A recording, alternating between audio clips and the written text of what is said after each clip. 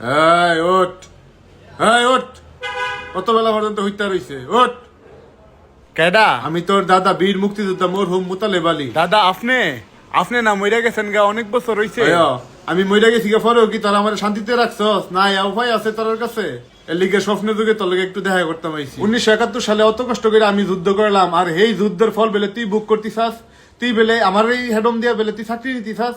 কেরে তোর নিজের কোনো হেডম নাই? পারলে নিজের যোগ্যতায় একটা চাকরি লিয়ে দেখাই দে। কি লিগে দাদা কবে যুদ্ধ করতে সেই যুদ্ধ লিয়ে টানাটানি শুরু করে দিছস।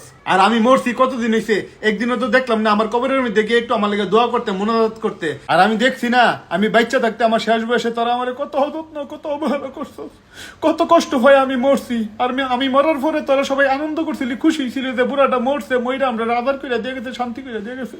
আর তোরা হনে আমার মরার পরে আমার এই সার্টিফিকেট লিয়ে, মুক্তিযুদ্ধ সার্টিফিকেট লিয়ে তোরা এটা সুবিধা বুক করতে যাস না, তখন আমার খুব কষ্ট লাগে। তোরার কাছে অনুরোধ রইল, এই কুটা ছুটাইটা বাদ দে, তোরা নিজের যোগ্যতায় কিছু একটা করার চেষ্টা কর, তাইলে আমি একটু শান্তি পাবো।